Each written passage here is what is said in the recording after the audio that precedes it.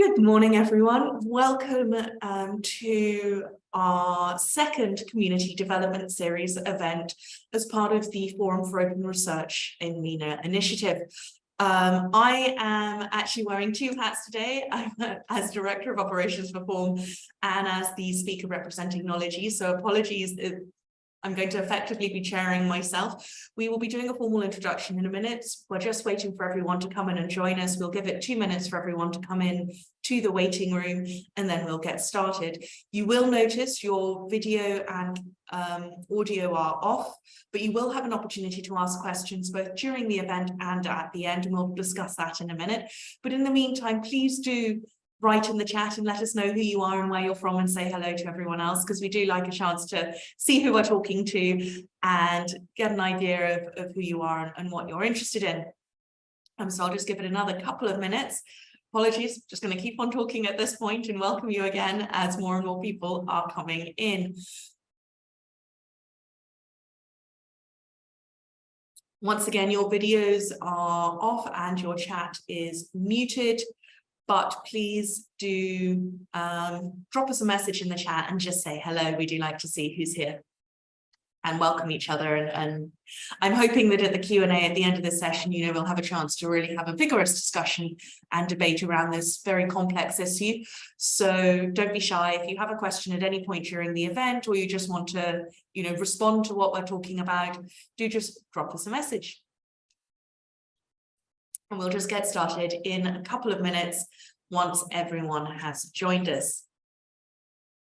And also for your reference, for those of you who are just arriving, in case you do have any questions, we will be recording this event and we will be sending out the recording shortly. Obviously, we need to give the graphics design team a bit of time to do the editing and everything else, but that will be out soon. And in the meantime, you'll have the opportunity to enjoy this event. We won't be offering certificates of attendance to anyone who's asking questions about that. This is not a certificate event. We did mention that in the registration, but we hope you will find it a useful and thought-provoking event regardless. So are we ready to start, I think? Brilliant. Without further ado, I will hand over to Malvika, who is our event coordinator for this event, to run you through some housekeeping. It into the chat box, but if it is questions that pertain to what is being spoken, please do drop your questions directly into the Q&A box, and they will be answered when we have our Q&A session. So if you face any other issues that includes technical issues, or if you can't seem to understand what is going on, or you can't hear what's going on, do speak to me directly just through the chat box. And just so that Emily has a sign that if she's speaking too fast, or it's getting a little too complex, do raise your hand, and that will be a sign for her to maybe slow down or repeat what has already been said. Great. So now I'll take over. So this morning, I'm actually going to be talking to you as two separate people. First, I will be talking to you briefly as Director of Operations for the Forum for Open Research in MENA, and I'll give you a very brief overview of who we are and what we do. Then, as Head of Research and Development and Dissemination for Knowledge, a Dubai-based organization providing scholarly content, digital resource solutions, publishing services and educational trainings to a wide range of institutions and academic bodies across the world. In that role, I will talk about how we can identify and avoid some of the predators lurking in the scholarly ecosystem, and give you some information about one of the free resources that we are working on to really address this very important problem. And just a little bit of background about me. I received my PhD way back in 2012 in English literature and Middle Eastern religions. I then moved into the research publishing sector and worked for two world-class macroeconomic publishers. Then I moved into the open access publishing sector here in the Middle East. I'm also an independent academic and regularly publish in the field of 19th century literature and culture, and I sit on the editorial boards of a leading literature journal and a university press. Now, first of all, before we start, I want to wear my Director of Operations hat and tell you a little bit about the Forum for Open Research in MENA. This is an independent project funded by the charitable branch of the Knowledge organisation, the Knowledge Foundation. This is an independent project, as I said, and more generally, the foundation, we focus on a lot of these projects. We fund education projects, we build schools, we empower researchers across the world, and fund a number of open science projects, such as the Directory for Open Access Journals, which I'm sure many of you have heard of.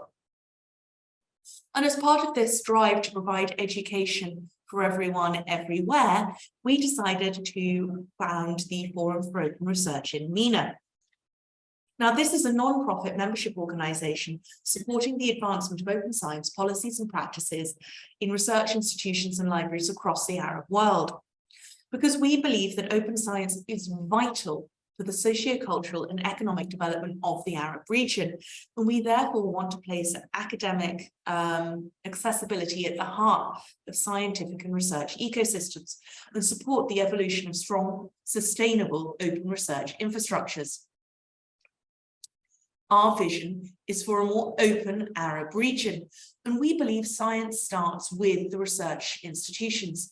And our mission is therefore to support the, to empower research libraries across the Arab world by facilitating the exchange of actionable insights and the development of practical policies. We also seek to address structural inequities relating to the accessibility and visibility of the region's research outputs, especially Arab language research. Now, there are literally hundreds of initiatives and organisations championing open science across the world, and more are being founded every single day. So why do we exist? What do we offer that makes us different? And what specific needs do we fulfil that no other organisation is addressing?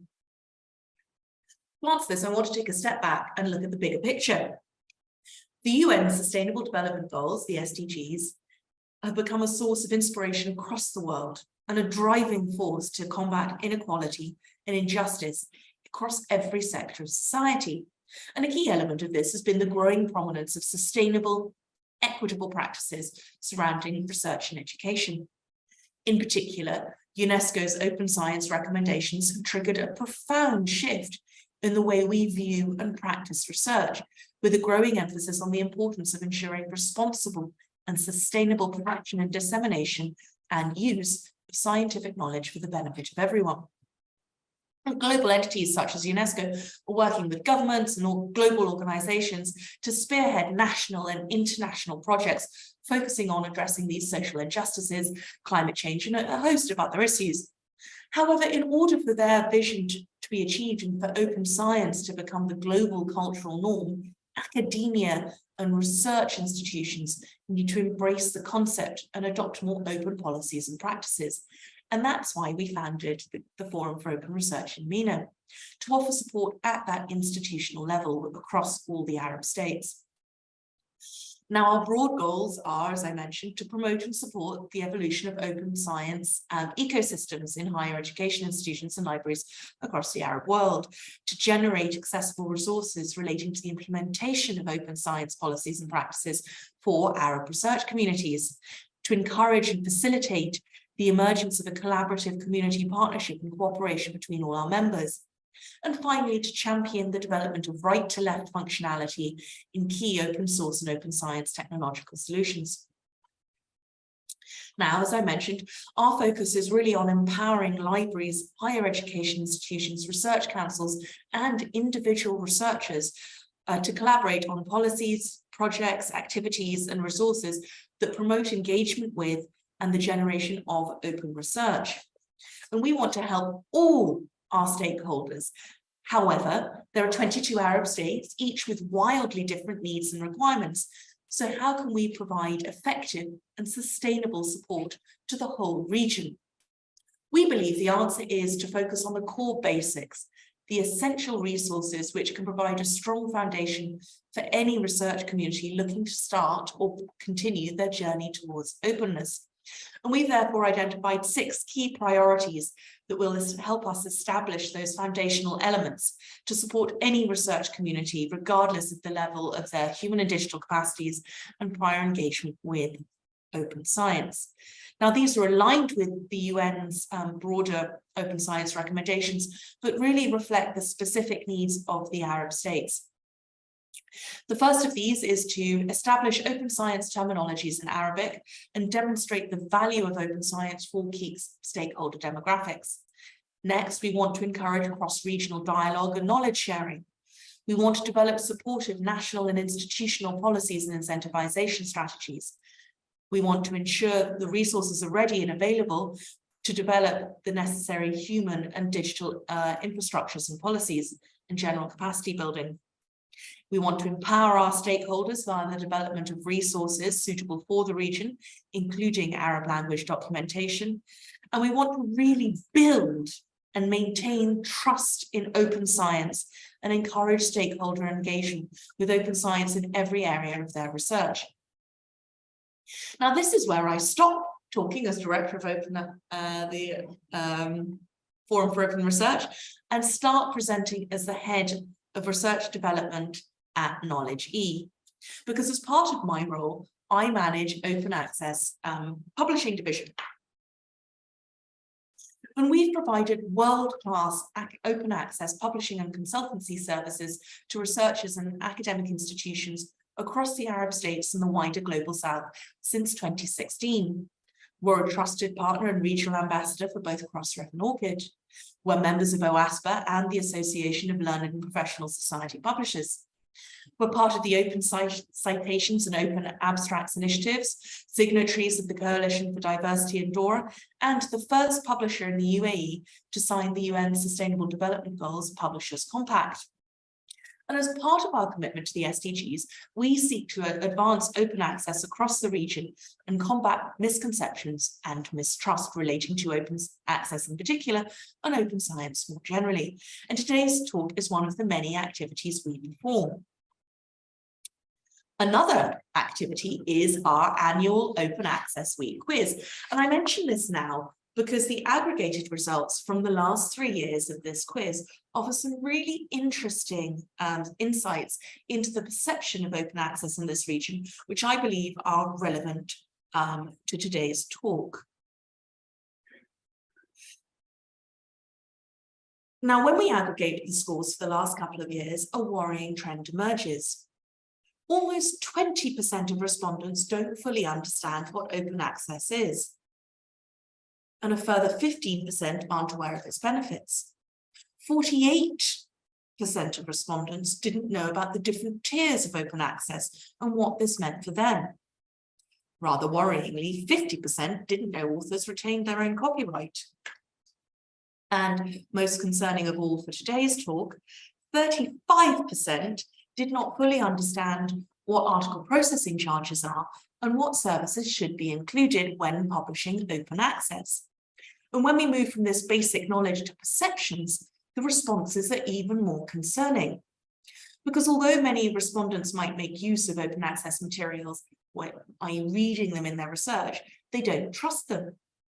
Almost 16% thought that open access research was low quality because they believed it was not peer-reviewed, i.e. they felt that open access meant no peer review. 18% thought that any journal charging a fee to publish was a predator. And finally, 26% of respondents thought open access was synonymous with predatory practices, i.e. any open access journal was predatory. And while these charts are only linked with open access, they reflect a really profound misunderstanding and mistrust of what open access means, and really highlight that, particularly within this region, but also I think it's a problem more broadly, that many researchers think that open access is a predatory movement, purely designed to steal money and research, and therefore believe that all open access content is inherently poor quality and bad science. Now, I've spent the last 2 days, I was very lucky, I got to spend the last 2 days at the annual conference of the International Association of University Libraries, the IATL conference. And unsurprisingly, open access was a very hot topic, almost as hot as ChatGPT, which everyone was talking about. And yesterday in particular, I had a number of conversations with librarians at various institutions from across the world about the difficulties they face in dealing with predatory publishing, which broadly falls into three categories. There are the difficulties as librarians they face as content gatekeepers, seeking to preserve scientific integrity of their library collections and prevent bad science and poor quality research from entering the collection. They also talked about the difficulties they face as financial gatekeepers in charge of dispersing money for APC fees and conference attendance, when it is increasingly hard to identify the legitimate from the predatory, the good from the bad. And finally, they talked about the difficulties they face in their role as educators, instructing faculty and students in scholarly communications ecosystems, and particularly focusing on where and how to publish and how to avoid those predators. And I think that really set the scene for me for what I'm going to talk to you about today, highlighting the huge threat which predatory practices pose for the global research community, drawing attendance to the lack of awareness about these practices amongst key stakeholder groups, and providing practical guidance on how to identify and avoid these predators. So let's get started. Now, publishing and evaluation with peer review at its core are essential components of the scientific endeavour. And as researchers, we work for years to produce publishable material. It affirms the value of our work. It allows us to engage with our peers and allows us to contribute to the discussions and debates in our field. Therefore, as academics, we devote hours of our lives to conducting research and writing it up. This can take months, even years. And this cartoon here, I've literally had this conversation with my husband so many times about my articles. It always makes me laugh to see this one, because even when we finish our article and we want to get it published, it still takes months and years again to actually get published when we follow traditional print publishing methods. And as a journal editor and a publishing academic, I know firsthand how long it can take just to find a peer reviewer, let alone go through the whole peer review process. So as an example, last year I had an article published, which I'd actually submitted for evaluation back in January 2020, a very long time ago. So the journal sent an automated reply saying they would organise peer review and let me know within 12 months. That's a whole year between submission and decision, initial decision, not even final decision. So then I had the process that the reviewers gave me some very helpful feedback and said, make the changes and resubmit. That whole process, there were some iterations, but it took about 8 months of doing the research, sending it back to the journal. They wanted some additional tweaks, and you all know how it goes. Then the article was formally accepted. However, it's only at that point that the publication process started, when my manuscript was passed to the journal's publisher. And this takes a further 6 months on top of the 20 months that have already happened. And even when it actually finishes that and we go through to it, the content has actually been published, and here it is in a lovely red copy and all beautifully printed, there's still a further 2 or 3 months while my content is indexed in the various repositories, the DOI is deposited, the databases collect the abstracts, and people can actually start to find and read my research. Now, as I mentioned, I'm a publisher as well, on one of the hats I wear, so I fully understand why this takes a long time. There's a lot of work going into it. You've got galley proofs, physical printing, binding, creation of online content, registration and deposit, and then all the indexes and discoverability. However, although I as an author received a nice shiny copy of that journal, everyone else has to subscribe. They have to pay to read it. So that means many researchers won't be able to read it unless their local library subscribes to that journal and either has a physical copy in their collection or digital access. Therefore, my brilliant idea, I say that, obviously I think it's brilliant. Most people probably wouldn't. But the brilliant idea is that all the researchers have worked on for years writing, researching, and then a further year and a half, almost 2 years in that publication process, it's locked behind a paywall and will only be read by a handful of researchers working at institutions with enough money to pay for the subscription. Now, this is fine for me. I'm a literature scholar and our research has a very long shelf life, and we're able to take a longer term view about that sort of thing. You know, it's not medicine, it doesn't, you know, go out of date. Also, as an independent academic, I don't have publishing output KPIs to keep my job. So speed of publication isn't a problem for me, but it's different for professional researchers. Some of you have time constraints and quotas to fill to keep your job. Others need to publish to get that job or to get promoted. Some of you are publishing content in rapidly changing landscapes, and publication delays mean the potential risk of research redundancy. Meanwhile, others are publishing in medical and scientific developments that could potentially save lives, and therefore publication delays and paywall barriers could have potential fatal consequences for many people. Therefore, over the past few decades, governments, research institutions, and funding bodies have sought to address these issues, and their efforts have been supported by digital developments that have the potential to facilitate rapid online access to research content. And this has resulted in a truly profound change in publishing models and the entire scholarly ecosystem. I am, of course, talking about open access. Now, open access publishing refers to the digital publications that offer free and easily accessible scholarly research to readers, sorry. It's been a long morning already for me. And this model of publishing differs greatly from traditional publishing models in many ways, which require readers to pay often substantial subscription fees or be affiliated with a major university or academic body, such as a library or you know, whoever. And therefore, that's the only way they can access the research published in these journals. And the open access model was only developed in the 1990s, and I think the last 2 or 3 decades, I mean, it's a phenomenally rapid change. And it's really it's changed absolutely everything. And it has huge benefits to everyone if properly used, because you know, it's an alternative model to traditional publishing, with the internet era allowing for more global accessibility than ever before. It provides academics the opportunity to develop healthier research ecosystems built off mutual goals, really driving and focusing on making the world a better place through accessible scientific discovery. And there's just so many benefits, and I've got some of them here. I could talk about the benefits for ages, but that is not the purpose of this workshop.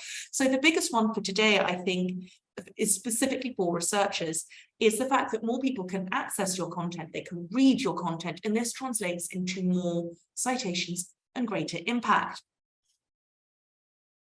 But publishing content, even online content, still costs money, especially if academic standards and requirements are met, such as DOIs and indexing, copy editing, just everything, and most importantly, peer review. We'll talk about that in a minute.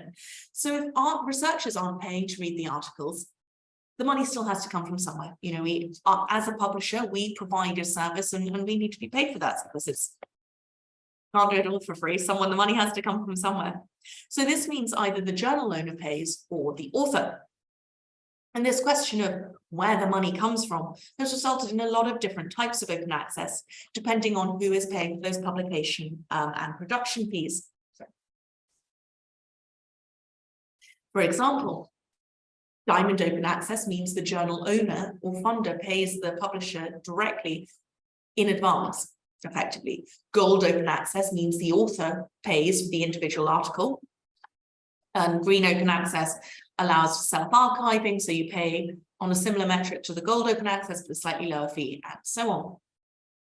Unfortunately, however, while the digitization of scholarly communication and the ongoing development of all these different open access models has, it's revolutionized the way we publish and offers huge potential benefits, it's also paved the way for predators. And the changing methods of scholarly communication, the evaluation and peer review, the growing emphasis on institutional rankings across the world, the way we evaluate individual researcher performance through journal metrics, All of this has created more space for predatory practices to proliferate. And according to a brilliant new report released by the Inter-Academy Partnership last year, which we helped contribute to, features of predatory journals include rapid pay-to-publish models without rigorous peer review, fake editorial boards, falsely listing respected scientists, fraudulent impact factors, journal titles that are deceptively similar to those of legitimate journals, paid review articles, and a load of other things. Basically, there's a lot of things that they do. They all copy the same techniques. Meanwhile, predatory conferences are also a growing threat. In fact, they're sometimes even arranged by the predatory publishers.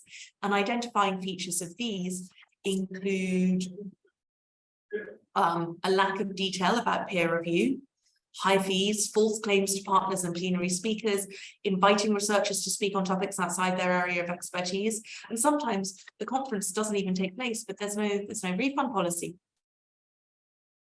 Now, these predators are motivated by profit rather than scholarship, soliciting research through actions that exploit the pressure on researchers to publish and present their work, what we call, the publish or perish paradigm. And I love this cartoon here. I think it's so good, because formerly it used to be a handful of publications or even a single monograph book was enough to secure tenure. Then the published volume of publishing work increased, and if you didn't publish, you wouldn't get a job. Now, at the beginning, you could publish, but really, a lot of the time you were teaching. Now it's, if you don't publish, you're not going to get a job. Then it was, if you don't publish in high impact journals, you won't get a job. Then it was, if you don't publish all the time in high impact journals and present at conferences offering publication opportunities, maybe you get to keep your job. But maybe growing, even now that isn't enough to keep your job in a lot of places. And as the pressure on us to publish continues to grow every year, so in turn, do the number of predators waiting to take advantage of us. But why are predatory practices growing so rapidly? Particularly in the last 5 years, the growth has been truly terrifying, for want of a better word. There are generally believed to be 4 key factors driving this development. First of all, the increasing commercialization of scholarly communications ecosystems. This pay to publish or pay to present business model. Secondly, there's the rise of the quantity over quality researcher KPIs and the institutional obsession with global ranking systems. Thirdly, there's a lack of transparency surrounding peer review processes. So people don't always have to peer review. They can claim it's reviewed and it's not, but also there's a growing crisis in reviewer availability. Increasingly journals are actually looking to PhD students to do peer review because there's no one else, everyone's busy. And finally, conferences are increasingly seen as a publishing opportunity because researchers don't want to waste research on non-publishing opportunities, as their universities won't fund travel if there's no publishing involved. And this, coupled with COVID and the growing trend towards hybrid and virtual conferences, has really, in particular, fueled a huge growth in predatory conferences. So how big a problem is this? Now, Cabell's, we might have heard of, they keep a list of predatory journals, and so there's also the Beals list. But in Cabell's most recent estimation, and you can see there's a little chart down at the bottom here showing 2018, 2019, and 2021. By 2021, they estimated there to be over 15,000 active predatory journals, and they're still on the estimations for 2022, but it looks like nearly 17,000 active predatory journals currently operating around the world, and more are being established every single week by unscrupulous companies trying to steal money. And some predatory publishers really well known with hundreds of journals, and that's what's most worrying about it. Scrip, China-based publisher, has huge numbers of journals, and everyone knows about it, and it's very worrying, and they're doing more and more and more. Another study recently calculated that there were over 13,000 articles in Scopus which were published in predatory journals. And meanwhile, new research by scholars on conferences suggests, and here you can see the THE announcement about this, actually outnumber the real scholarly conferences last year, which is astounding. Meanwhile, the IAP report estimates that every single year, over 1.2 million 1.2 million researchers are impacted, succumb, are tricked by predators in some form. And this results in the wastage of billions of dollars of research funds from across different funders and universities, and personal research money as well. Now, originally, predatory practices were largely restricted to Africa and Asian academia, according to a 2020 study on the topic. But now, predatory practices are spreading like wildfire, and they're becoming particularly problematic in affluent oil-rich countries, such as the GCC. Sorry, my colleague is up. If you're asking, you could please slow down. Yeah. Now, as I said, so predatory publishers are actually, and predatory journals are actually increasingly impacting this region, so the Arab states, along with Africa and Asia, but also now increasingly in Europe and America, basically everywhere. It is now a global problem. Moreover, predators are no longer unsophisticated thieves preying on ignorant young scholars in the global south. Increasingly, reputable institutions and senior academics are also being inadvertently scammed, or even occasionally knowingly complicit in their operations. But why does it matter? If everyone is getting published and is visible online, surely it doesn't matter. It's all fine. Who cares? Everyone's, getting what they want. Wrong. Predatory publishing is very dangerous. It's bad for the academic community because it encourages the circulation of bad science. And we really saw this during COVID, which highlighted both the need for rapidly accessible research and the vital importance of ensuring that content was properly peer-reviewed. But it also, as the pandemic intensified, highlighted how easily poor quality, non-reviewed research could enter the academic ecosystem if it was rapidly published without peer review. And there were potentially fatal consequences of these sort of developments, as all manner of dangerous and ineffective cures were proposed in publications, picked up by the media, and then promoted to the general public. Now, as I mentioned, I work for an academic publisher, and I know the physical production and even online only to do the tasks around production takes time and costs money. And equally, I sit in various editorial boards for journals and book series, and I'm regularly asked to review work, and this takes time. So if the journal is promising ridiculously fast publication, you have to ask yourself, how do they provide this without proper peer review? In particular, the other services as well, but particularly proper peer review, because it takes a lot of time to do a good job. And the answer is they can't. And this lack of peer review results in poor science being openly disseminated. It therefore contaminates the knowledge base. It damages public trust in the scientific community. It wastes public funds. And it will be read and repeated in the future by people who assume that because it's published, because it's out there, it is legitimate, it is credible, it is reviewed, it has been approved by other scientists in that field. And over time, this contaminates everyone. People stop to trust everything. And without trust in scholarly communications, we cannot grow as and develop as individual researchers or as research institutions. And more importantly, without trust in open access publishing, we cannot make open science a reality. Now you might go, well, that's someone else's problem. That's the big institutions. I, as a researcher, it's still good for me, so I'm going to do it. Again, wrong, because predatory publishing is very harmful for the individual researchers as well. They lose the chance to benefit from expert peer reviewer insights. They miss the opportunity to have work in more reputable and widely indexed journals. And they often lose a lot of money in the process. Moreover, and this is really important, and a lot of people aren't aware about this, but some journals are now taking a stand against predators and refusing to publish articles by any scholar who previously had work published in a predatory journal. So they actually, when they get an application from someone, they research their publication history and research all the journals they've published in. So even if you were deceived by a fraudulent email or a website that you thought was legitimate and wasn't, so even if it wasn't deliberate, even if it was a mistake, your long-term publishing prospects could potentially be permanently damaged, and with them, your career.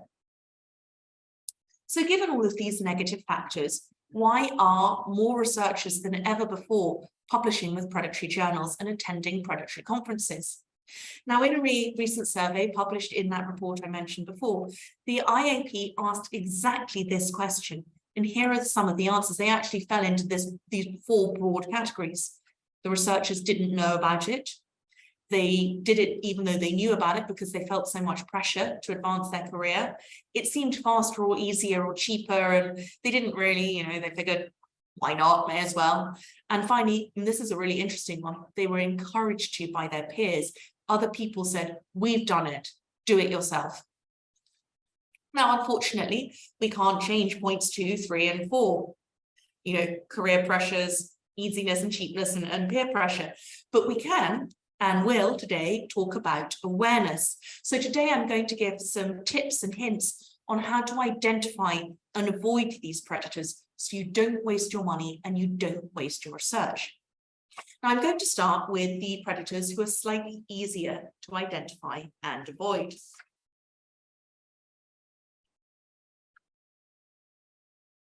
Now, in order to identify predatory journals, we need to understand exactly what they are and how they operate. Now, the most standard definition currently is generally taken from this article in Nature. Predatory journals and publishers are entities that prioritize self-interest at the expense of scholarship and are characterized by false or misleading information, deviation from best editorial and publication practices, and a lack of transparency and/or the use of aggressive and indiscriminate solicitation practices. Now, this seems like a pretty clear and helpful definition. Focuses on money, gives false information, doesn't follow best practice, doesn't tell us what's going on, asks everyone to publish. But actually, this definition doesn't give us that much in the way of practical information. How can we tell from the outside if a journal only cares about money? Sorry, I have hiccups, do apologize. Rather than the preservation and dissemination of rigorously reviewed scientific research. After all, even the best journals can charge high fees for open access publication. For example, Nature itself charges up to and over $11,000 per article for some of its journals. So charging money for publication, even extremely high fees, is not by itself a sign of predatory practices. False information should be, we think, okay, false information, easy to identify and verify. But what type of information should we be worried about? There's so much stuff on that journal landing page and on the whole website. It's impossible, coming to it fresh, new, to know what the important bits are that we should be focusing on. To decide whether or not a journal is following international publishing ethics and standards requires you to have an in-depth knowledge of those standards and ethics and best practices as they apply to authors, reviewers, editorial boards, and publishers. And a lot of these things happen behind the scenes, away from the public author eye, making transgressions even harder to identify. Likewise, it can be difficult to tell if a journal is being secretive or obstructive, especially if you are unfamiliar with conventional and transparent procedures.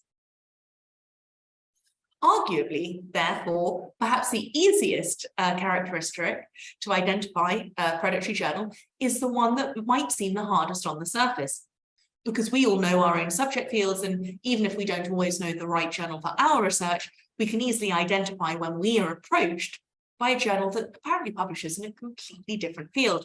Now, I'm sure we've all had one of these delightfully flattering letters praising a previous piece of research in glowing terms and imploring us to consider publishing in the journal, blah, blah, blah, blah, blah, usually the international journal of something very broad. And as these letters so often represent the starting point at which we first interact with a predatory journal, it probably makes sense to start from here. And I'm going to use an example of an email I received recently to highlight some of the tricks used by predatory publishers to solicit submissions, because real emails from real journals do happen sometimes, particularly when there's a call for papers, but it can be hard to identify them because they get lost amidst all of the dross. I mean, I don't know about all of you, but I receive at least 3 or 4 of these every week, and some of them really quite funny. So let's look at some of the things that they do. First of all, they've given me an unearned title. I've been elevated from Dr. Patterson Morgan to Professor Patterson Morgan. So I'm going to be more flattered about the fact that they've reached out to me. Secondly, they've referenced something I've published previously. Now, yes, this is a real item in a Scopus Index journal, so in that sense, fine.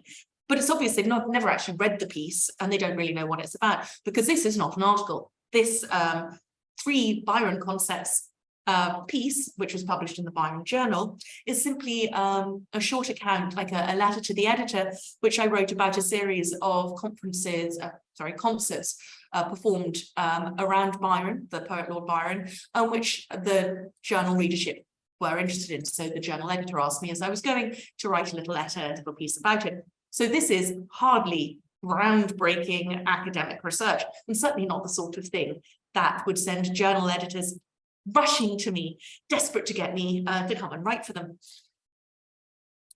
The next thing they do is give an outright lie. They've basically said that this article is so amazing that everyone is talking about it. Now, this is definitely an lie. I know this for a fact because of the nature of the piece that they've singled out. But also in general, a lot of these predatory publishers do that, and they do this for a particular reason. They want to make their subsequent request that you publish with them plausible, i.e., I'm reaching out to you out of the blue as a stranger because I have read your article and I've seen it being quoted by lots of people. So you're clearly a very good researcher. Therefore, I think you're good enough to publish for me. Do you see, they're kind of making themselves seem important. Next, in very bad English, they try and encourage me to submit to their journal. But the title of the journal here is weirdly generic and the scope is totally meaningless. The International Journal of Literature and Arts. Could be anything. And this is their scope. Keeps researchers in related field updated with the latest scientific research. I mean, that's not a scope. In addition, they also add some extra flattery. Apparently, I'm basically a supreme genius, a cross between Darwin and Newton, perhaps with a bit of Picasso thrown in for good measure. In fact, I am so amazing that they not only want me to submit to their journal, they also want me to become a member of the editorial board, which they've never met me. They've basically clearly never read anything I worked. I mean, it's ludicrous. At this point, you see, I'm supposed to be so overwhelmed with delight and so flattered that I overlook the bad English, the bad grammar, and the bad formatting, which in any email is bad, but in an email from a journal editor, i.e. someone who's supposed to make sure everything is published perfectly, it's particularly concerning. I'm also not supposed to notice that it's not a real person emailing me, and that the email address is a Gmail, not a journal account. In addition, I'm supposed to be so blinded by excitement at the opportunity that they're offering me that I overlook the highly suspicious nature of their website. Now, at first glance, this might seem like a legitimate website. There's a journal title, there's, a relatively long archive of content, there is an editorial board, you can submit special issues, there are download statistics, the top masthead here at the navigation top seems to show all the normal information I would expect. The articles seem to have DOIs and the journal seems to have an ISSN. So everything looks sort of okay. Closer investigation shows a number of issues on this website. Many of the editors, when I go looking them up properly, they don't exist anywhere at all, let alone be listed at the universities that they're allegedly listed on here. They do not exist as people outside of this website. Some of them do, but not all of them, and that's a big red flag for me. Secondly, the title is very broad and it has international in it. Now, a lot of these journals, one of the things they do is to make themselves seem more important and to encourage you to come and publish with them is they say the International Journal of blah, blah, the American Journal of blah, blah, or the British Journal of blah, blah. So if you have one of those 3 things and the content doesn't seem to be specifically focused on British culture, for example, if it's the British Journal of literature and arts, I would expect to only see articles about British literature and British artists in there. So again, these buzzwords, they're very deceptive. The scope, as we mentioned before, was very broad, but also didn't say anything. Effectively, it made no mention about the unique contribution of the journal to the academic community, about the unique thematic focus, about the types of articles they accept, about the preferred authors they're looking for, about the preferred readers. Basically, their scope was about 3 lines long and could be summarized as, we publish stuff, give us your stuff. Not very credible academically. There's no mention of peer review processes here, even though on this website they say be a peer reviewer and listen reviewers, there's no actual mention that they conduct peer review.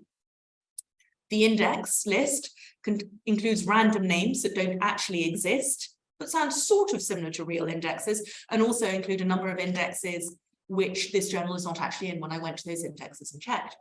It doesn't follow the the Committee of Publishing Ethics Guidelines, or those of any official ethical body.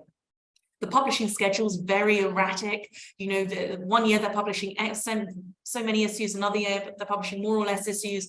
The number of articles is varying between issues. And again, this shows they're not managing the journal properly. And finally, and this is very important, there's no mention of digital preservation in Portico or clocks or any of those, and no mention of the Sherpa Romeo copyright deposit. Moreover, the publisher has a huge number of similar titles. All of their titles are very generic. All of their journals and the individual journal pages show the same issues here. And worryingly, some of the journal titles are almost identical to highly ranked legitimate journals. And this is a very worrying thing for me as a researcher coming in. Now, historically, it used to be really easy to identify a predatory journal.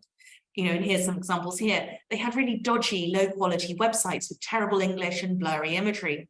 The ISSN would be fake. There would be no DOIs, the digital object identifiers for each article. The location might be fake. They'd say they're based in America, but it's a PO box, and actually they're operating out of, another country entirely.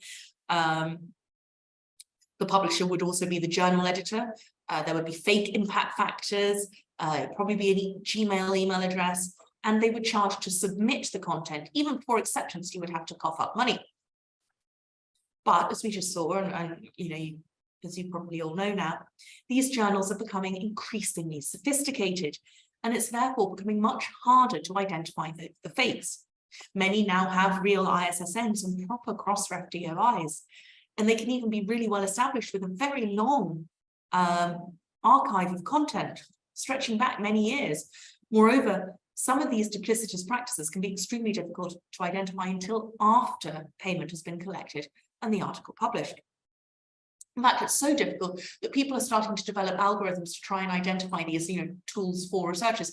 So there was a very interesting article published relatively recently, which I mentioned here, about how to develop open source software to identify predatory journals. And here you can see the software is comparing 2 very similar journals, which on the surface probably anyone would legitimately think are real, but only one of them is actually a real journal, and one of them is in fact a predator. So given how difficult it is, how do we as individual researchers start to identify those predators? How can we guarantee the legitimacy of the journals to which we are submitting the research that we have slaved over for years to produce? And I don't know about you all, but my articles are my babies. You invest so much in them. I don't want to just throw them away. So we've already mentioned there's a lot of lists out there that can help. There's Carbels and Beals. But not only can these be quite expensive, they can also be quite outdated. But also, and this is really important to remember, they can also unfairly penalize journals in the global south that do not perhaps have the funds to afford high-tech glossy platforms, or the expensive organization memberships, or maybe they're publishing in a second language. And also sometimes they don't actually know publishing best practice because they've not been taught what to do. So they could be legitimate, but accidentally appear illegitimate because they're doing the wrong thing, not out of a desire to deceive, but just because they just don't know what they're supposed to be doing. Because of these difficulties, the International Academy Partnership, as I mentioned, is working on this really great report for some time, and it is freely available. So if you have the time, I do recommend you go and read it because it's so interesting. And they've come up with a new spectrum approach, which helps identify the scale of suspicious activity. And this goes from high risk to low risk, from fraudulent to good quality. And some of their categories I'm just going to break down into a bit more detail. There are fraudulent journals. Now, these use illegal criminal activities, such as cloning legitimate journals by setting up a fake duplicate website. So you send your content to the Byron Journal, but it's a duplicate, a fake Byron Journal, and you don't know. How can you tell that it's the wrong one? They use false identities to solicit submissions, so they could take the identity of that cloned journal person and pretend to be Dr. Mirka Harova or Dr. Emily Patterson-Morgan, and you won't know because they set up a fake email address. They've done everything. Another thing they do is republish already published articles from legitimate journals without permission to make themselves look more credible, to pad their timelines, and so that you come looking to see if people you know have published there, and oh yes, this famous author has published there, so you think it must be real. So that's a fraudulent journal, and all of their activities are criminal. They're actively illegal, and they can be legally punished for that work. Then you have the deceptive journals, and this is perhaps the hardest category to work with, because while they're not actively criminal, they do employ a number of deceitful practices and strategies, such as providing misleading information, pretending they provide peer review, pretending to be indexed in a major global database, posting a fake impact factor, or hiding their real location. Then you have the low quality journals. Now, these aren't always actively predatory, but they're not very good quality. They're taking money from you for service, and you're not getting very much service back. You're not getting the best quality service back, the service you should be expecting and should be receiving. So they don't follow, for starters, they don't follow the code ethical guidelines about best practice. As I said, this could be ignorance, or could be because they're trying to cut time, they're trying to cut production costs, they don't have much revenue. So they might offer very poor peer review or no peer review. They might ignore complaints and not issue corrections and retractions. They might not have a proper editorial board. And again, like the top two categories, they also employ aggressive solicitation emails and practices there. Now, again, these are sort of top line things, but not necessarily practical guidelines. So I now want to just quickly discuss a tool that offers really practical ideas, things for you to physically, a checklist for you to go through and think about. So this is Think, Check, Submit, and you may or may not know it yet. It's an international cross-sector free initiative which aims to educate researchers, promote integrity, and build trust in credible research and research publications. And they offer a big checklist of items. I won't mention them all now, but I pulled out what I think are probably the most important ones. So do you or your colleagues know the journal? Have you read articles in it, or do you know people who published in it? Can you easily identify and contact the publisher? And do their responses seem legitimate? Do they respond as you would expect? Are the peer review processes clearly described, and are they up to industry standard, i.e. currently double-blind peer review or open peer review, transparent peer review? Are indexing and archiving descriptions transparent and accurate? If they make these claims, can they back them up? Can you go to the index? Can you go to the archive and see the content there? Are there DOIs? And people are sneaky now, you need to be aware of this. Sometimes they just stick a DOI in and make it look real, but it's not. So is that a real DOI? If you click on it somewhere else, if you type that DOI in, does it pop up on Google Scholar with the right content? Are the fees and waivers clearly applied and described? For, do you get a discount if you're a student? Are there bursaries? Are there, if you're from a very low income country, are you, allowed to publish for free? Because that's what a lot of the big publishers are doing now. So it's a good way to check if these people are only interested in money or interested in the scholarship. Are the author guidelines clear and correct? Do you retain the copyright as the author? Is there a clear license policy? Are there proper details regarding those correction and retraction policies? And finally, is the publisher a member of one or more of the industry initiatives such as COPE and OASPA. And again, not just do they say they are, but if you go, are they listed in the membership list for those bodies? And to this list by Think, Check, Submit, I would also add the following. The fake impact factor. If they accept and publish multiple authors, articles by the same author in the same issue, this is a huge red flag for me. You know, a legitimate journal should arguably only publish 3 articles by a single author every 5 years. The volumes change depending on the rapidity of publication, but by and large, that's what I would expect to see. If a single author is published more than 3 times in a 5-year period in different issues, I would be concerned. If they're publishing, and it's something we tell the journals we publish a lot of the time, we warn them about this, if they're publishing 3 or 4 articles by the same author in the same issue, or the 2 issues side by side, this is a huge red flag, because it shows they're really only interested in money, they'll take anything. Another one is the publisher acting as the editor? You know, is there a proper editorial board, or is it just me, the head of publishing, being the editor-in-chief? Because that's, again, another no-no. The overly generic title and scope, we've already mentioned. The frequently publishing out of scope is a big red flag. You know, if the journal says it's the British Journal of Culture, I don't want to be seeing articles in there that are not explicitly and directly focused on British culture. They're publishing about America and Dubai culture. It's out of scope. That means they're not interested. Sometimes there could be a case for a special issue or something, but otherwise that's another red flag. Those excessively flattering emails inviting you to submit. And finally, what we mentioned before, that unrealistically quick peer review. It's not credible that they can publish within a week, within 2 weeks. So if they're saying they can, it's a red flag. There might be a specific reason for this, but by and large, that's a big red flag as well. In addition to sort of checklists of criteria and really learning how predatory journals operate, there's a lot of other things you can do.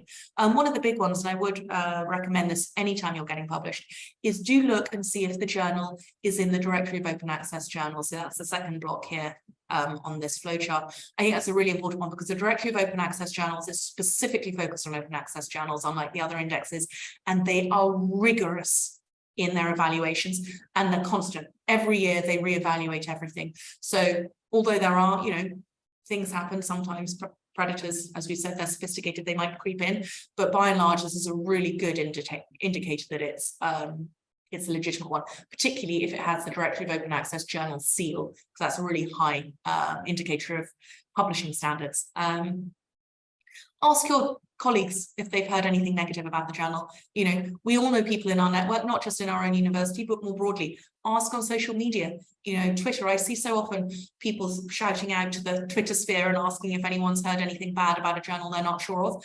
And 9 times out of 10, they will get responses and they will say, yes, this is a predator, please avoid, I was scammed by it, or, oh no, I've published here, it's a really good journal, they're just not great on this particular field, so they sometimes look dodgy. So it's a great resource. You know, the community is here to help everyone. We all want to help each other as academics, so make use of each other. Check the lists, if you can check the lists. As I said, it comes back to checking the community. I think it's really important. But also, one thing you can consider as well is, if you're worried that it might be predatory, don't publish gold or bronze open access. You know, publish at diamond. If they're not going to take money from you, you personally as the author, then they're much less likely to be predatory, and you can probably publish with them securely and feeling safely about that. Ultimately, the fact is, as a researcher, you have created something unique and valuable. It might only be valuable to a small number of people in your niche subject field, but it is valuable. So don't throw it away on the first publisher who approaches you, because sometimes they will only be interested in your money and they won't give you the service and support you have earned. And ultimately, by publishing in the wrong place, your research will not get the recognition it deserves. Just have a quick drink before we move on. But there are, as we've seen, there's a lot of stuff out there on predatory journals, and although they are getting more sophisticated, they are also still, you have to put in a little bit of legwork and do some checks, but by and large, you can identify them. And the academic community is becoming increasingly aware of the damage that they do and that sort of problem, and the fact that it's important to go and do that research and identify whether or not they're predatory. What is less recognized and less discussed are predatory conferences. And that's what I really want to focus on today, is really talking about this problem in particular. Like predatory publishers, predatory conferences are focused on making money, not supporting scholarship. They don't care about your research. They don't care about the academic community. They just want money. And because of that, these organisers tend to hold loads of events. You know, they want to make as much money from us as researchers as possible. So they pack in these events, and they seem to be very important and high impact and legitimate. But the themes are broad again, and there's lots of lies. They tell lies, they steal people's identities. There's a lot that they do that is fake. They lie about their partners, they lie about the speakers, they lie sometimes about the organisation. They also lie about their commercial status and often pretend that they're non-profit. Sorry. And one example, before we go into the specifics, I want to give you an example of one of these. Now, WASET is widely known as the Academy for Science and Technology Conferences. They're really well known as a predatory conference organizer. In 2021 alone, they listed over 300 locations of planned conferences on their website, all in large cities or tourist spots, and each tourist spot was having many conferences. So you were having, 10 conferences in Miami in May, 10 conferences in London in June. Shockingly, in 1818, one academic study, because people are starting to research predatory conferences, stated that WASET organized nearly 50,000 conferences historically, and it generated millions of dollars in revenue. Money. This is money stolen from academic researchers and institutions. But when we go to their website, it looks so shiny, it looks so glossy and organized, and look, they do so much. Surely they must be legitimate, because look at everything they're doing. And look, they're all digital, they're all online. Interesting. However, think about it. Think about the conferences you attend, the conferences you organize. I organize one conference in my academic life each year, and one conference for the Forum for Open Research, so my professional life each year. And that takes up all my time. And that's a huge amount of work for just two conferences, two relatively small conferences in my fields. They're very niche.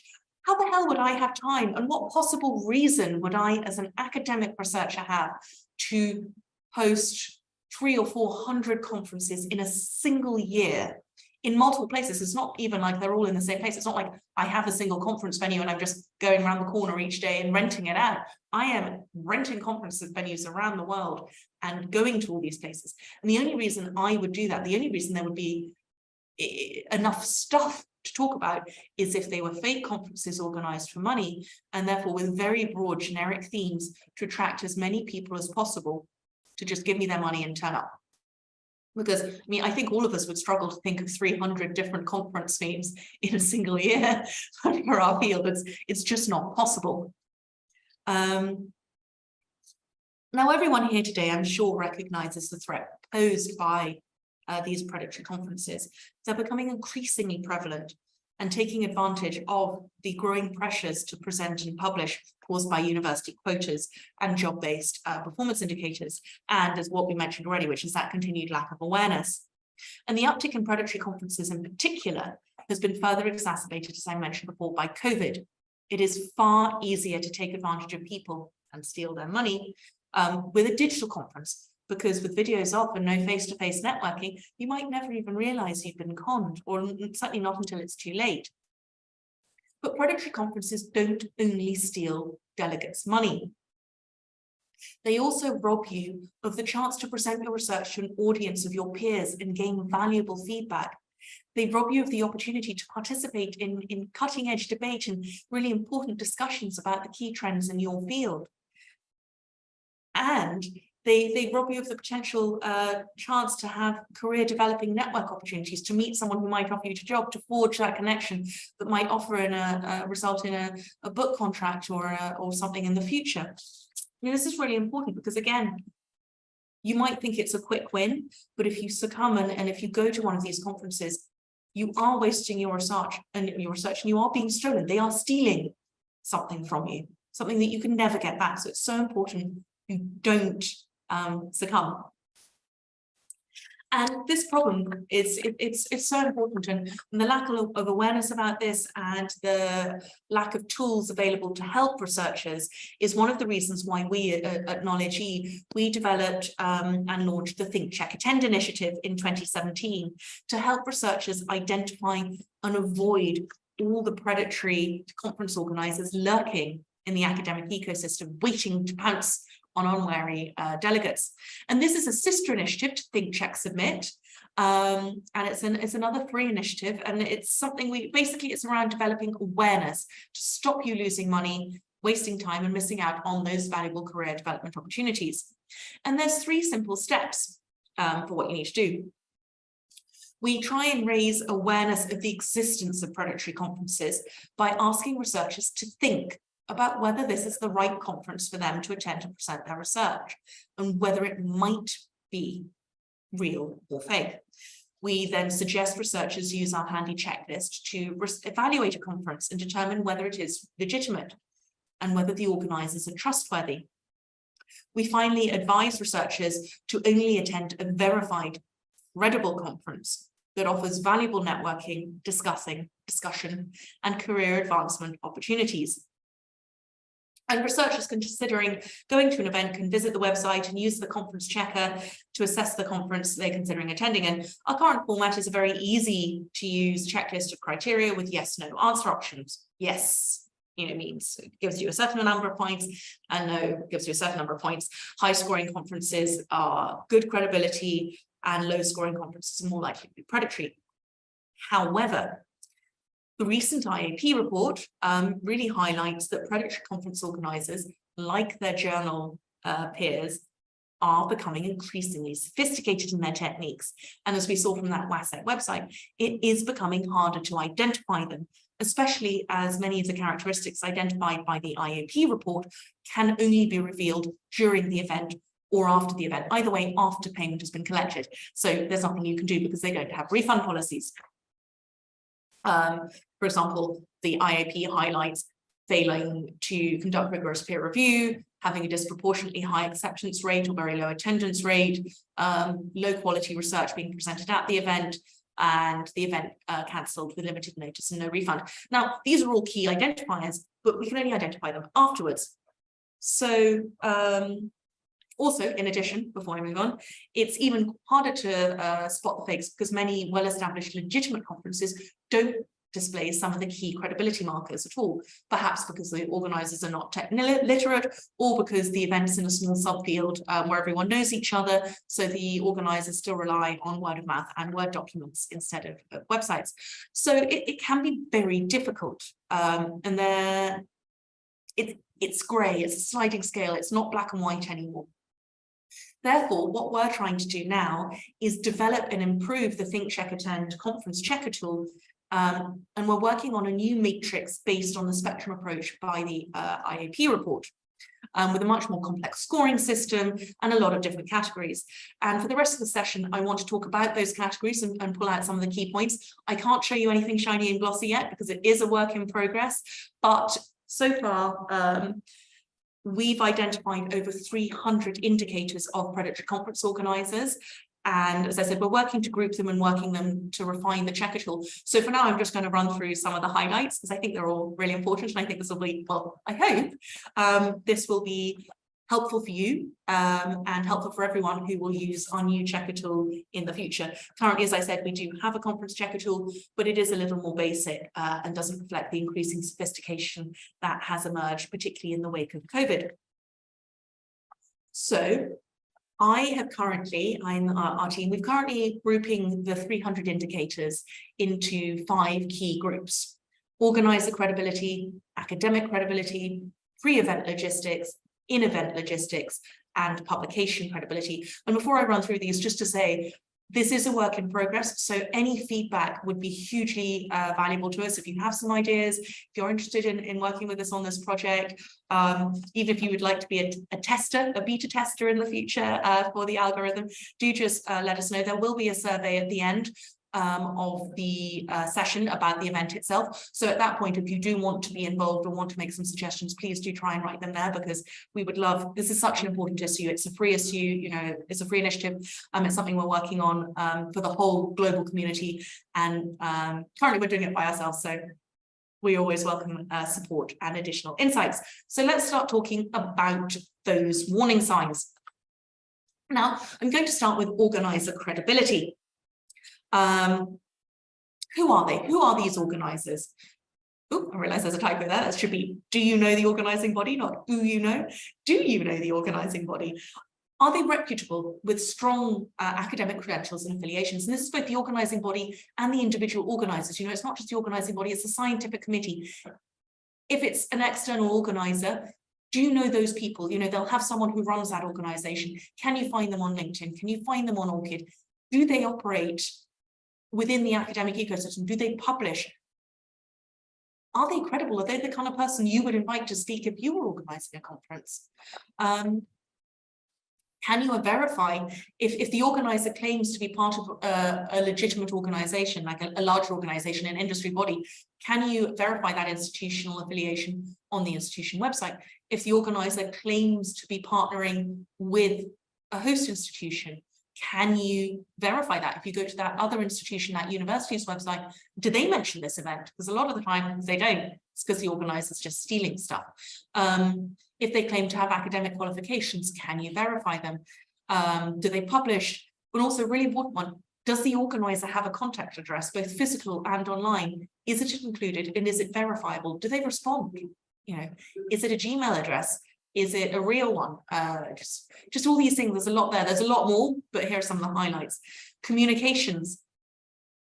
Do they have a good social media presence with a lot of followers, and specifically followers in your field, and the field, more importantly, of the organization they're hosting? So, for example, the Forum for Open Research in MENA, we are organizing an event and we follow and engage with a lot of open science non-profits and academics. That's a good sign. We know what we're doing and we're active within the field. We're not just pretending to organize a conference on open access to get money. And you know where we are. Also, do the social media accounts show genuine knowledge of the field, specifically the field in which the conference is being held? Do they engage with, are there big accounts that you know within that field and this organizer isn't engaging with them, it isn't following them? Because again, that's a red flag. If you get in touch on social media, do you get a rapid response, and does it make sense? Does it smell right from someone within that field? And also, what do they do? You know, as an organizer, have you attended an event by them before? Do they host lots of conferences in different fields? Because as we've seen, that's a red flag. Do multiple events in a series occur in the same year on very broad topics? Again, red flag. Next up is academic credibility, because there are so many criteria to consider. But again, here are some of the main ones. Now I want to start with the call for papers, because it is so important to get right. And we do a lot of courses around how to write these call for papers for journals and organizers, because it's something I think a lot of people sometimes get wrong. And increasingly, you need to get it right because the predators don't get it right. So it's a good marker for that. Is it well written? Does it have a clear focal point and purpose? You know, the conference itself, why is it existing? You know, as I said, these predators have a lot of very broad topics. And if it's a broad topic, are they at least offering a rationale behind the breadth? If it's the International Conference of Everything, everywhere, are they saying why they're doing that instead of doing the International Conference of something very, very specific? Is it credible? Otherwise, are they just saying, well, if their call for papers is effectively saying, we accept articles or papers on science, technology, humanities, social sciences, and art, and they don't explain why it's so broad, they don't explain anything else, that's a big red flag. What are they saying the conference is contributing to the field? The purpose of the conference is not to make money. It's not to get published. The purpose of the conference is any conference is to encourage free and fair discussion and debate around an important topic within that field. And it is, if they're not saying what that topic is and what contribution the conference is making to the academic community, then I would be very suspicious of them. When submitting your article, your proposal, does the organizer ask for all the standard information that you would expect them to ask for to help them evaluate the quality of your article, your proposal? You know, if they're just saying, yes, admit, we don't really care who you are, again, they're obviously not caring about the science, they just want the money. Are the deadlines suspiciously close to the event? You know, rigorous peer review, as with journals, is really important. If it's a high quality event with high quality research, I expect them to be dedicating 2-3 months even to evaluating that, the submissions, at a minimum a month before they give you the peer review feedback. And that month should be a good few weeks before the event itself. So if they're saying the submission deadline is a week before the event, and then you'll be told the next day, and you'll go to the event the following weekend, that's a big red flag. If they do peer review, are the reports detailed and helpful, or are they overly simplistic? Do you receive acceptance prior to the call for papers deadline? Now that's a big one, because again, they don't care how many papers they get, they don't care about the quality, they're not interested in choosing the best ones. If you send in your proposal and they write back and go, great, thanks, and it's 2 weeks before the deadline, then if they were a real conference, they would be waiting till that deadline, because they might get a better quality paper and they might get something that's, you know, superlative quality, and yours is merely good quality. And so it's not, again, it's not credible that they would accept before they've had everyone's in. Again, our old friends, the conference email. If you're being invited by email to a conference that's outside your field, with a vague, non-personal email signature, with someone you don't know, someone who doesn't exist, whose work is not relevant to the conference or you, or who never actually publishes at all, or if the email is incredibly flattering or makes reference to completely unrelated articles you publish, then it's probably a predatory invitee. Another one, and this is a really important one, if the email offers an opportunity to get an award and to pay extra for that award, that's a big red flag. Again, there's a lot of criteria around the academics and the keynotes and the scientific committee. These conferences do steal people's names and identities. So they could even use a real person with a real ORCID ID who doesn't know. They could steal my name, for example, and say, Dr. Emily Shinowski, Emily Patterson-Morgan is giving this keynote lecture on blah, blah, blah, blah, blah. And I wouldn't even know about it. So it's so important you check the scientific committee and the keynote speakers, go to their personal profiles and message them and say, are you attending this event? I just want to check. No one will be offended, because increasingly people know about these predators. Also, if they're really excited about the event, then they should and could mention it in their social media channels, so you can see there if they're attending. And if they don't mention it, then, or if they say, no, it's nothing, what? I hadn't heard about this, then again, big predatory marker. Sometimes it might just be that they've forgotten. You know, you ask someone to do a keynote at a conference in January 2020 and the conference is in December 2021. Legitimately, some people might have forgotten, it's so long away, or they've just been busy and they keep going, oh, I'll put it on my profile, and then you forget. So this does happen, but by and large, it is a big red flag for me. Also, the past events. You know, if this is a conference in a series, evaluate the legitimacy of the previous event. Was it well attended? Looking at the program, were there high quality papers? Were they papers by people who belong at that conference? You know, people who should be talking at that conference, given the theme? Are they people whose work you have read in the past? You know, if there are websites, this content will be available. Again, it takes a bit of time to research, but it is really worth it. Event logistics, the pre-event logistics. So, you know, the sponsors, again, it's the same again and again and again. Are there reputable sponsors? Are they present in the promotional materials? Do they mention their sponsorship on their own websites? Or if you contact them, do they confirm their involvement? Same with the host partners. Fees, is you know, are they clear and transparent about these conference costs? Are they higher than what you would expect? And are you getting a lower service or less, you know, deliverables? Do people charge per co-author to even submit consideration, let alone actually present?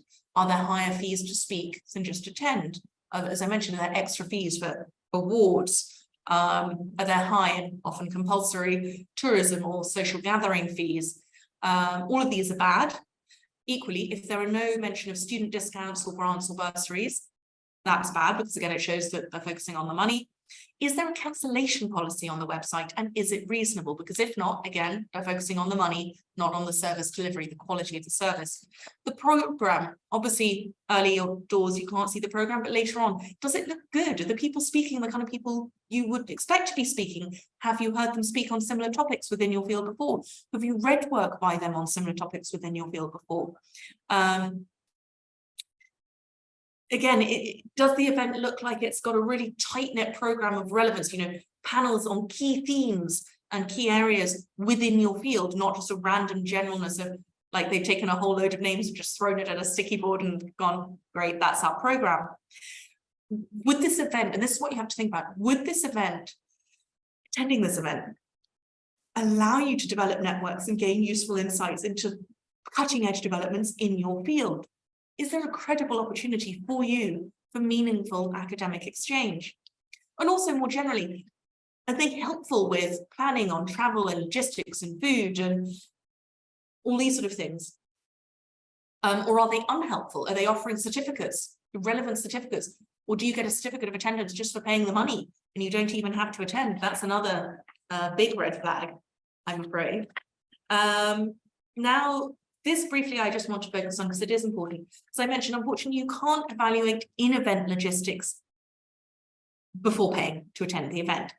But you'll learn your lesson for next time, but also the in-event logistics can be used to evaluate those previous events held by that organizer and allow you to kind of sniff out whether or not they might be fake. So, you know, what was the attendance like? What are the quality of the papers? Was the keynote there or not? With the named organisers there. And again, you can see those from the photos and from people's comments about the event online. Were there sponsors or not? When you look at that event, were other people in your event, in your field attending? You know, if you're an engineer and the event's only about medical sciences, it would be a bit weird for you to turn up at all. If that was what happened last year, but this year they're still saying it's still the engineering and medicine event, then again, red flags that they're probably not really that bothered about who turns up. When you look at the event, are multiple events happening from different conferences in the same room at the same time? So what some of these predatory publishers do is they have websites for the International Conference on Art, the International Conference on Medicine, the International Conference on Engineering, the International Conference on Geography, for example. And all of these events happen on the same day, in the same venue, and actually in the same room. So what happens when you turn up is that you've got 20 people there, and 2 of them are presenting on maths, 2 of them are presenting on medicine, 2 of them are presenting on whatever. And they all think they've paid to attend a conference purely in their field. And in fact, the conference organizers just saved a load of money. No one's really turned up, just thrown everyone in a room. And that's obviously, it's a waste for you. There's no one to network with, no one to share your ideas with, no feedback on your research before publication. It's basically, it's just a complete waste of time. And, you know, it's a big thing to work on. Basically, overall, if the event's low quality, the venue is low quality, and the prestige of the event was clearly over-exaggerated this year, or even last year, it's a good bet that the same thing will happen again. Now, I just want to finish off with their publishing claims. This is a very brief one because we've kind of gone into it in depth already for the predatory journals, but there's a few things that sometimes predators do for conference publishing specifically that are worth pulling out again. First of all, they request money for publishing as part of the registration fee before even seeing and reviewing the final article. Big red flag. They claim indexing and journal specifics that can't always be verified. And it's very important you check. If they say they're going to publish a work in the journal, if they say it's going into this index, check with the index, check with the journal, check with anyone you can think of. And also then look at that journal and evaluate it. Have you read content in that journal? Do you know someone else who's been published in that journal? Do you know the editorial board of that journal? And have you read their work? Can you verify they exist? You know, all of those things we already discussed earlier. Is the journal that this conference is publishing in relevant for your field? And is its scope suitable for your work or too broad? Does it have all of the things that we would want if we were publishing HTML, DOI, share features, ISSN, and everything else? And finally, and this is one increasingly a lot of journals are doing, Are they trying to charge an extra fee to even be considered for publication prior to the conference, prior to the peer review, anything else? You know, is it all, are they just trying to get money from you at every single opportunity? Because, as we've said, this is a big red flag. Basically, for conferences, remember, as with predatory journals, it is a spectrum. So if you hear about a conference that you've not been to before, it could be great. It could be a really great new conference, but do take a minute and stop and think and check before deciding whether or not to attend, because it could be a fantastic career opportunity, or it could be a complete waste of money. And, you know, if that research is then taken and presented and published in a bad journal and presented to an empty room, you can never present it again. You can never publish it again. That research is gone.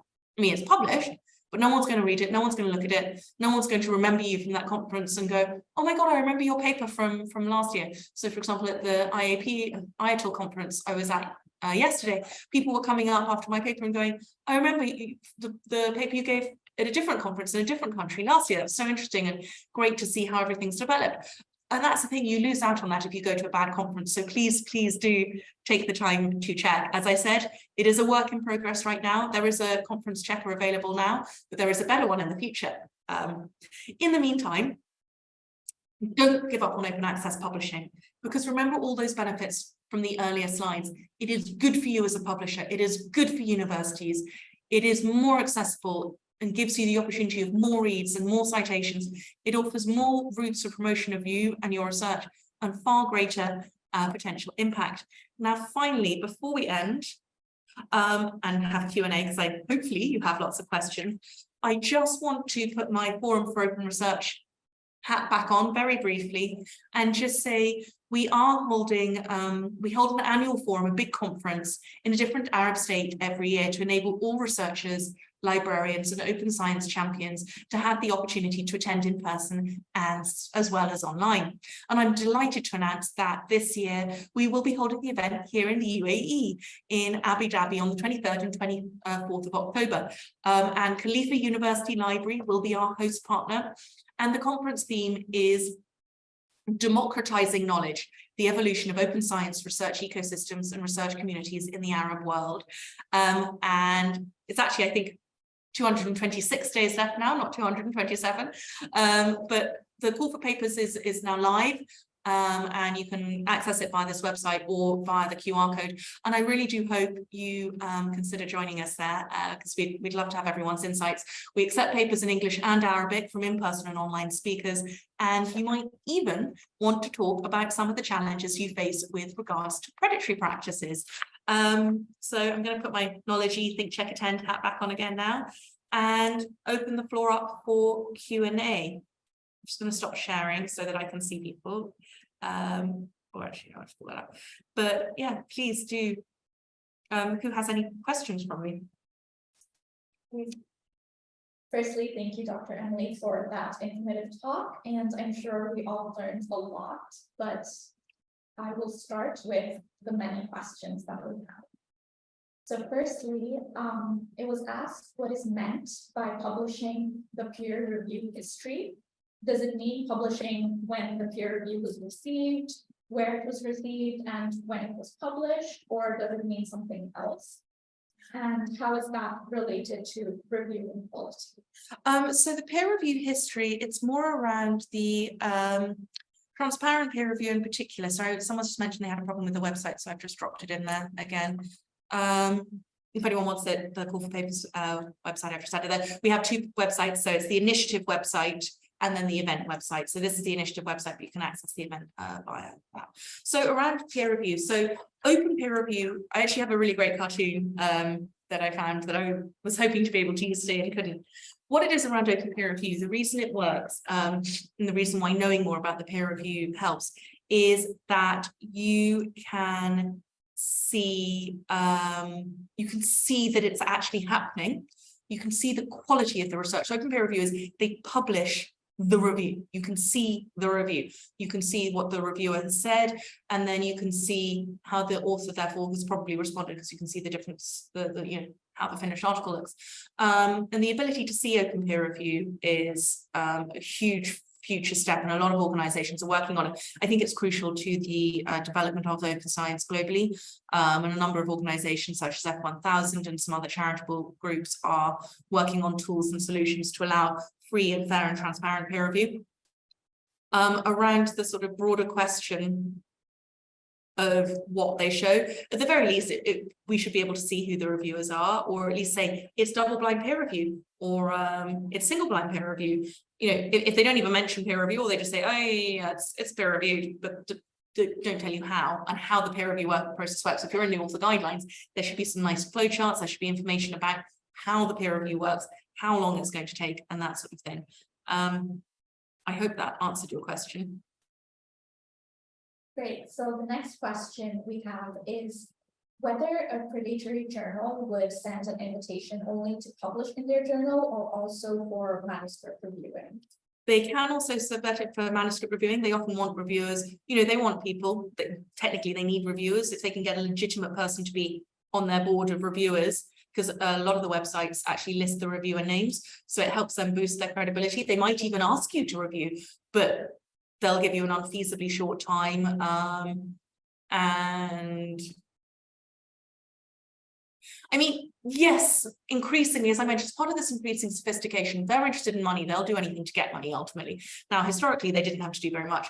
Increasingly, they've realized that people are becoming wise to them. So they've started registering for real ISSNs, registering and getting real DOIs, and they're doing a bit more work, but they're still not doing the right amount of work. And one of the ways you could probably tell if it's a predator soliciting a review from you is if they're soliciting a review from you that isn't really within what you do.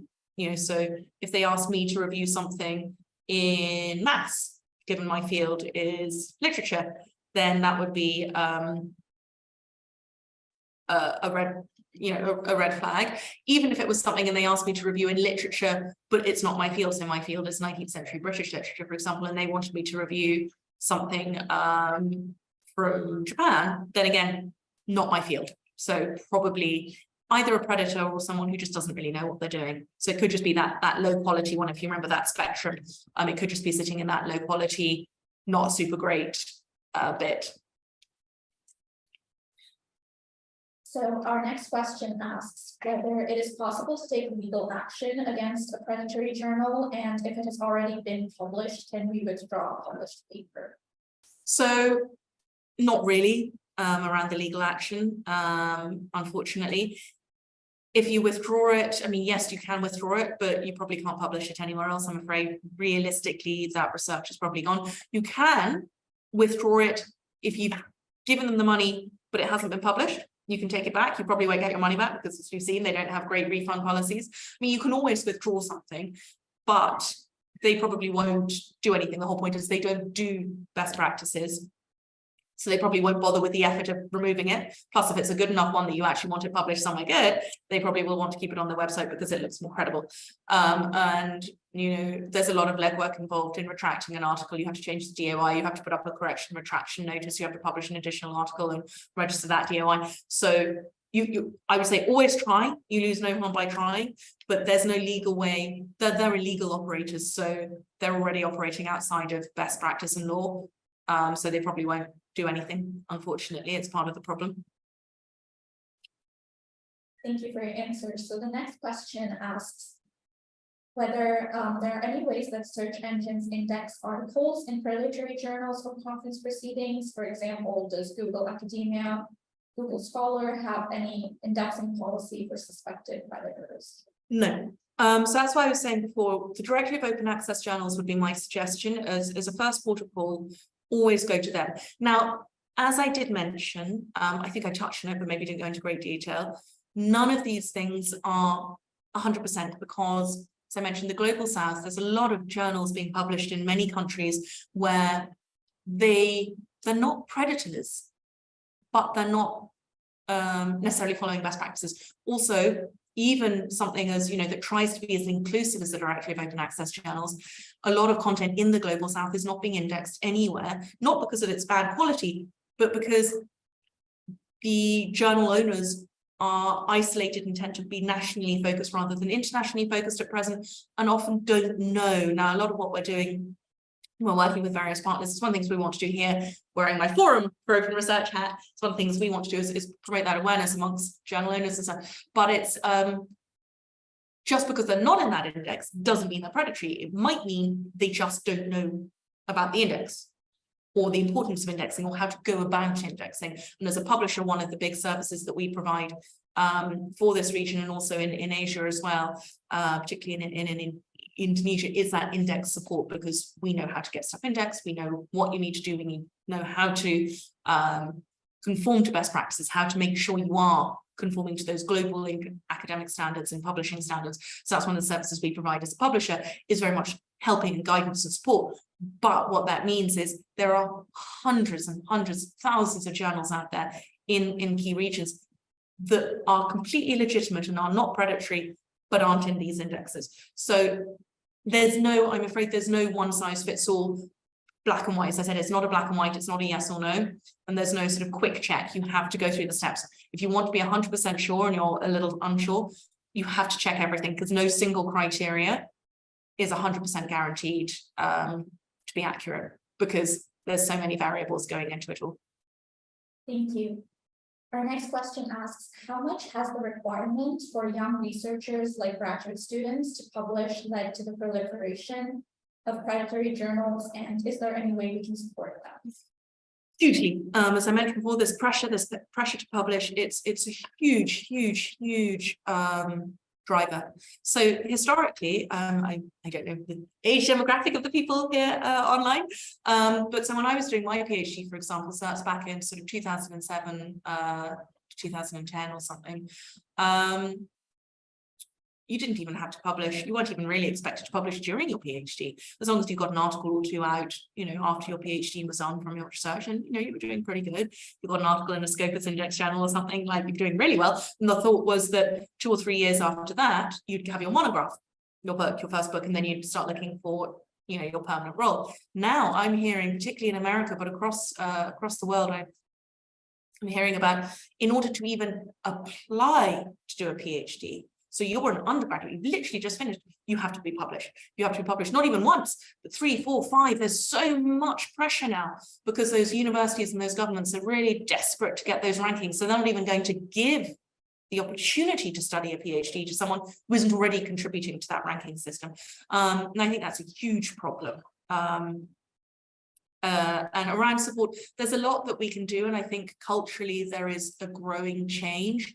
I think the big one, unfortunately, that in the immediate term, how we help the students and the early career researchers is giving them awareness, workshops like this, encouraging them to use tools like Think, Check, Attend, like Think, Check, Submit, encouraging them to think, to evaluate, to use the critical and analytical skills that they apply to their PhD to the question of publication.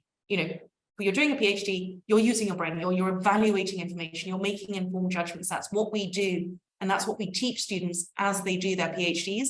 So to my mind, I think it's a natural extension of that is we teach them how to direct that critical acuity onto the question of where and how to publish. And that's the immediate one. The longer term one, unfortunately, it's a bigger picture. We need to work and lobby. It's, one of the things that the Forum for Open Research wants to do is, we need to work with institutions and at that governmental lobby to change the way universities are evaluated, to change the way researchers are evaluated, and to change the way journals are monitored and measured, because all of those metrics are forcing people to publish quickly and really driving emphasis on that pay to publish, pay to present model. And unfortunately, it's a bigger thing. Until we fix those big issues, the pressure is going to continue. Okay, so I will now ask the most popular question that has been asked by multiple people, which asks whether MDPI is a predatory publisher, because it has been recently mentioned in lists of predatory. Yes, so this isn't really my role. We offer guidelines rather than not, but certainly I do agree. MDPI pops up on a lot of checklists. It's they publish a huge amount. I think I read an article the other day that they account for almost something ludicrous like 5% of all open access content published a year or something. I think that's not quite sure that's the right statistic, but it's various, like, astoundingly large statistic. And their content is read. It is quoted by other people within the MDPI ecosystem. So yes, I think what they are, they're rather like that conference organizer that I gave an example of. They're the kind of ones that are so large, that are so huge, that they're sort of changing, that they're like a Jupiter, they're like a whole planet that's entered the publishing solar system, and they're changing the way we operate. They do display a large number of hallmarks of predatory publishing, and they are undoubtedly more focused on revenue generation than academic rigor, but because they publish so much, they have to provide a certain quality of service. So they're not as bad as some of the other publishers out there. But yes, I would, on a personal level, I would not personally publish with them. I would say that much. I don't know if that, hopefully that answers your question. Great. So just to close this, could you please share, which is again asked by a lot of participants, a reliable list or reliable number of websites or tools that could identify? Well, I mean, I literally just covered this. So I would say there isn't one. That's the thing. They come out of date, new journals come the whole time. I'm afraid there isn't one. So I'm saying you just have to check. You have to check, you have to do the legwork, you have to do the research. We're researchers, we research, it's what we do. We have to use those skills to really, you know, we apply the knowledge, the skills we have in our day-to-day life. I mean, by all means, do mention and inform people about what is happening, what should be happening. The best way is to keep people aware, and just always, if it's unfortunate, but if it seems too good to be true, it just might be. But also I notice all of you are really focusing on conference journals. So I'm just going through the questions, and there's a couple of interesting ones here. I just want to mention one because I think it's quite important here. So someone has asked me, being Dubai-based, which I am, how we here see the landscape of predatory journals and conferences in the region. And given the focus of this talk is on this region, I think this is a very important question. And I would say it's not as bad as in some areas, but it is growing. It's growing very, very rapidly. Because everyone wants to have a conference, everyone wants to do something, everyone wants to go somewhere, and the universities have a lot of money, a lot of them. There's a lot of money here, there's a lot of drive to be the best education system in the world, and you know, I attend these universities, they are outstanding. There are some truly superlative faculties and universities here, top ranked in the whole world recently, but that means there's a lot of money flowing into education. There's a huge pressure to pay to publish. So there is a growing concern about predatory journals here in particular. That being said, there's a much more profound mistrust. I think everyone is very suspicious here of predatory publishing and open access, as you saw during the quiz at the beginning, which sort of is helping people take that step back and pause and think. So it's severe and it's a growing issue, but not as bad as some. But as ever, you know, there are so many places we can go to check. So just to recap, because more people are asking the same questions again, I can see them coming in on the Q&A. Just as a reminder for all of you, if you missed some of the earlier bits, places to go to check. If you're worried about your journal, go to Think, Check, Submit. This recording also will be available on our website, and we'll be emailing it afterwards. So there will be a permanent record of this event for you all in the future. But go to Think, Check, Submit. Go to Think, Check, Attend. Look at the Directory of Open Access journals. Look at online. Go online. Ask people. Ask the Twitter sphere. Ask LinkedIn. You know, people will help. We're here to help. Everyone wants to help you. If you're in doubt, also you can always email us. We're always happy to give some extra tips. But yeah, this is very much what I would say is use the existing resources. More resources are being developed as things are becoming more sophisticated. You know, we are becoming more aware. I think as an academic ecosystem and around the scholarly sort of communications ecosystem, people are becoming more aware of the problem every single day. And so that, you know, those are the tools I would suggest. Also, just a quick, brief note, don't assume that just because something's in Scopus, it's not predatory, or in Web of Science, because there are a large number of predatory journals in Scopus and Web of Science. A recent study put the estimation at well over 10,000 articles are linked with predators. So yes, I think that would that would be it. And like I said, if you want to reach out, my details were available at the start of the event. And if you have any further questions, do just drop me an email and I will be happy to help.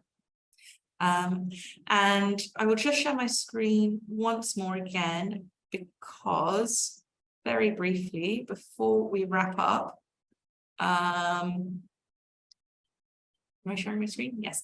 Just want to remind you all about what is coming next.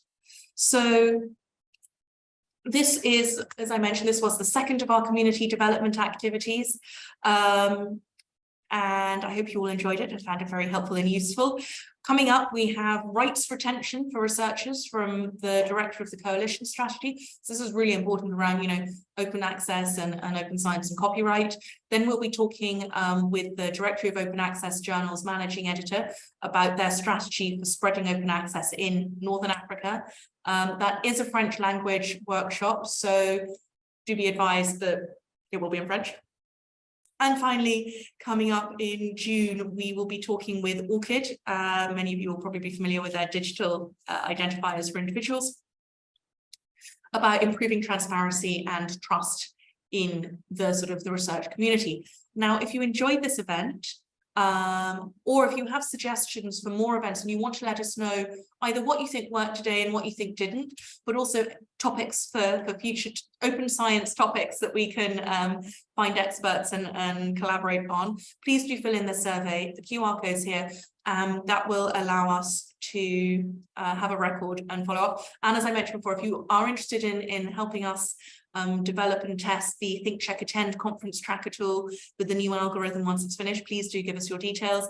And if you have any questions that you feel we didn't answer, if you do enter them in the survey, we'll have a record and I will try and get back to you with that information as soon as possible. So once again, thank you so much for letting me talk at you for quite a long time. And I'm sorry we don't have more time for questions now. I do appreciate there were some more questions in the thing, but we have run out of time. So yes, thank you very much. And we will end the event now.